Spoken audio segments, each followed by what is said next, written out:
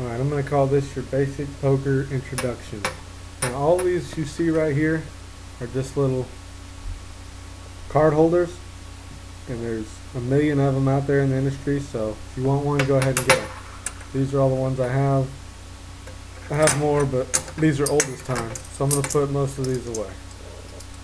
So this is, not a button, which you said, the little white hockey puck looking thing that says dealer, and that just shows who has the button at that time, and who's ever right of the button will be the small blind, and whoever's right of the small blind will be the big blind. Now the button always goes clockwise, always goes clockwise, remember that. So let's just say I start out with the button, and here's what it would look like. The dealer would shuffle the cards. Sorry for the shaking of the table, you're just going to have to deal with it. And then here we would go. Small blind gets the first card, big blind, and the button, small blind, big blind, button. Alright. Now you would look at your cards, and these guys would already have their blinds out. Let's say the white chips are $1, the red chips are $5. So, $1 and $2. Now it would be on me. I would look at my hand. Then I would call if I wanted to. I could raise or whatever I wanted to do. I would just call in this situation, if I would even call. This guy, I don't know what they're going to do, but let's just say they would check it. Alright? So, here comes your flop. And this is a flop after you've already get your own cards. The flop is for everyone. It's the community board. So, you may not be able to see it that good, but it's ace, 4, 5. I hope you can see it. I'm sure you can't. Let me bring it forward a little bit. Ace is in the middle. 5 and a 4. Alright, so it would be on this guy first to act. The small blind, whoever's right of the button first, goes first. So I don't know what he would do. Let's say he would check. Let's say this big blind would check. Alright, it would come to me. I would check. Here comes the turn. It's a 6. Now, I'm going to show you my hand. It's not a good hand at all. I wouldn't advise you to play this hand. You would want a something you can make a straight with, like a king 9. If there come 10 jack queen on the flop, you could have a straight. If you got king 8, you can't make a straight with both your cards. Alright? Poker is the best 5 cards out of the 7, and 5 for the community and your own 2 personal cards. So hopefully they would check. I would check, but if they wanted to put some money out there, I would call now, because I need a deuce or a 7, which is a 2 if you don't know what a deuce is, to make a straight. And here's the last card. Now it's a 5. Now that does squat for me. That fucking blows. Now, who knows what they have? You're in my position, you don't know what the other people have.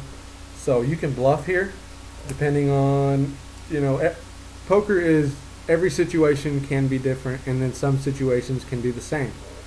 This is probably going to have to be like a 5-parter. We're going to get advanced and all that, and show you some tips that I know and I've learned over the years of experience. Right here, I would check it, because a lot of people will call for nothing, and you're only losing $2. You don't have anything invested. Who gives a shit? You'll get a better hand later and get the money back. Remember that. That one hand at that time doesn't always matter. It's what the future may hold. Alright. This guy has 3 jack. He has nothing. Let's say everybody checked. This is the money in the middle. This is what the pot would be. Let's see what this guy has. He has 3 5s. 5, 7. So he would have 5 ace, 5, 7. That would be his best 1, 2, 3, 4, 5 cards out of 7. These 3, the ace, 5, 5, and his 5 and his 7. That would be a 3 of a kind with ace, sky kicker, and a 7 as his kicker. So he swamps the king 3 and he swamps the 3 jack. Alright, now let's do another one.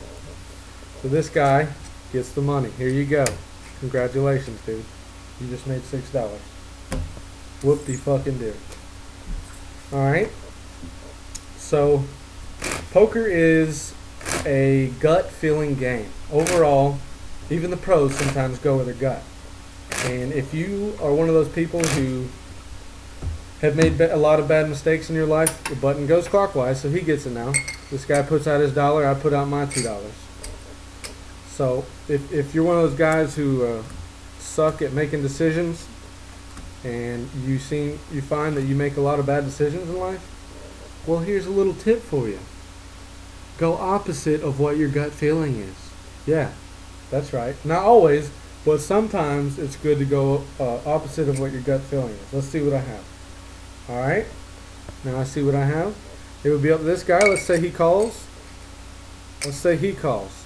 I would check. Now it's my option because I'm the big blind. I would check and put the money in the middle.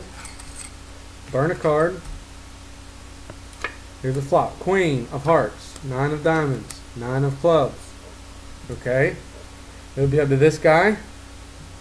Let's say he would check. I would check my hand. I would check. Let's say this guy bets $3.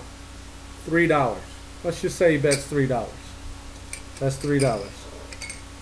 Alright, let's say this guy calls for some reason. I don't even know what his hand is. Let's say he calls. Now let's say it's up to me. Now you can do this situation differently. You can raise here, you can fold, you can call. Now if you call, you'll see what my hand is later. But if you call, you would be calling to trap someone and make money here. So let's say I just call $3. Alright, put it in the pot.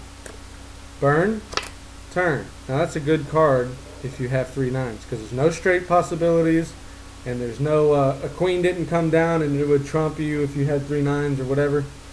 So it would be up to this guy, right of the button. Let's say he checks. Now if it was on me, I would bet, because if you can't tell, there's 2 diamonds right here. These are 2 diamonds, and another one would make a flush, and then there's a straight draw and all kind of possibilities. Now I have a pretty good hand. I would bet, let's see, there's $15 in the pot. Bet $10. Bet like 70% of the pot, 80% of the pot. That's a good bet. When you overbet sometimes, that's a bad thing. Sometimes it's a good thing, because they'll think that you're bluffing. But like I said, I'm going to have to contradict myself, because I can't teach you just one way. It's going to, there are different situations all the time. But me, I would bet around 3/4 of the pot, somewhere in that ball area. Let's say this guy calls. Let's say this guy folds. I'm going to show you what he had. Let's see what he had. A 10 and a 6. He had a diamond draw. Alright, well let's just say he fucking called it then. Let's just say he called it. And he needs a diamond, and he would make a flush. So he put his money out there.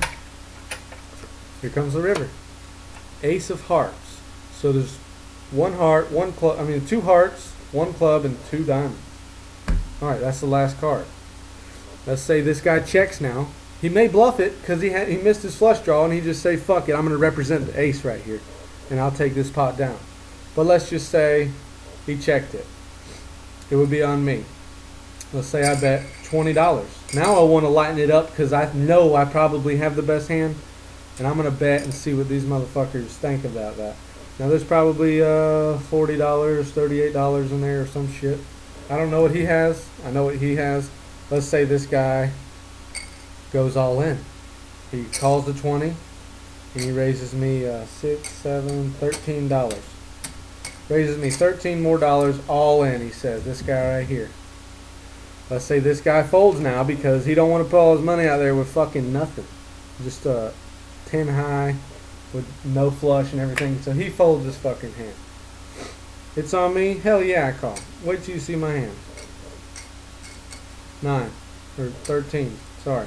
10, 11, 12, 13. 13, I call. Let's put all this money in the middle.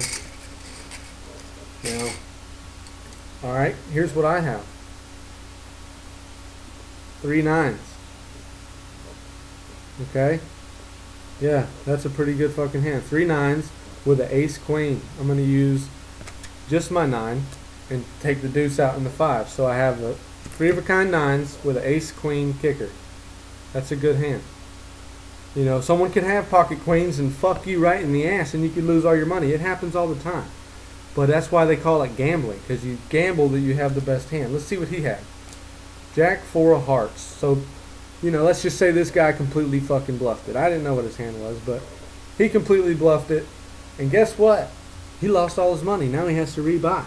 So, that's a situation for you. And We will go more advanced later. Thanks.